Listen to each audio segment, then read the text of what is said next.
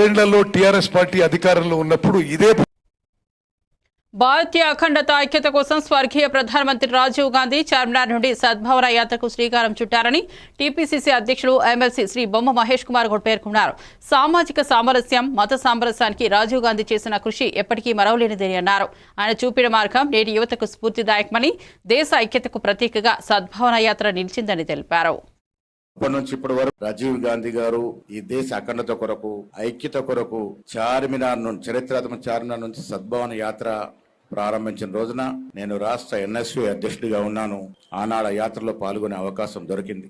అప్పటి నుంచి ఇప్పటి వరకు దాదాపు 35 ఏళ్లుగా ఈ సద్భావన కమెమరేషన్ డే నిర్వహిస్తా ఉన్నాం. ప్రతి సంవత్సరం గొప్ప వ్యక్తులకి ఈ అవార్డు ఇస్తా ఉన్నాం. ఇవాళ పెద్దలు సల్మాన్ ఖుర్షిద్ గారికి అవార్డు ఇస్తా ఉన్నాం. వారి గురించి ఎన్ని చెప్పినా తక్కువే. Salman ji, when we talk about loyalty to Gandhi family, we would take your name as the first one.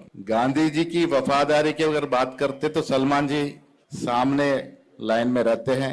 When we talk about honesty and clean politics, then also you are in the forefront, sir. Your career in Congress party ka మచ్చ లేకుండా నీతి నిజాయితీగా ఎన్నో portfolio అధిరోహించడమే కాకుండా ఇందిరాగాంధీ, రాజీవ్ గాంధీ, సోనియా గాంధీ, రాహుల్ గాంధీతో పనిచేస్తూ ఇంత సుదీర్ఘమైనటువంటి రాజకీయ జీవితమే కాకుండా కभी हम अगर बड़े वकील के बारे में अगर बात भी करते तो सलमान जी को याद करना ही पड़ता. तो ఇన్ని సులక్షణాలుండి ఇప్పటికి కూడా నిరాడంబరంగా, చాలా ఓపికతో, చాలా సౌమ్యంతో రాజకీయాలు నేర్పేటువంటి వ్యక్తి, మహోన్నతమైన వ్యక్తి.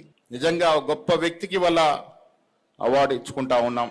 ఆప్కా పూరా పొలిటికల్ జిందగీ हम जैसे लोगों तो ఒక ఉదాహరణే కాకుండా మార్గదర్శి.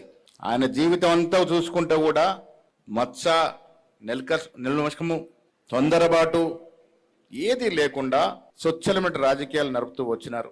ఇలా వారికి అవార్డు ఇచ్చుకోవడం అనేది చాలా శుభ పరిణామం. వారిని మనస్ఫూర్తి అభినందన తెలియజేస్తా ఉన్నాను. ఈ ప్రాంతం నుంచి రాజీవ్ గాంధీ గారు ఏదైతే కలలు గని ఈ దేశం అఖండంగా ముందుకు పోయినారో అదే బాటలో ఇలా మన ప్రియతమ నాయకులు రాహుల్ గాంధీ గారు ఈ దేశాన్ని సమైక్యంగా ఉండాలని, దేశం ఒకటిగా ఉండాలని అహర్నిశ రాజీవ్ గాంధీ గారు ఈ దేశ అఖండత కొరకు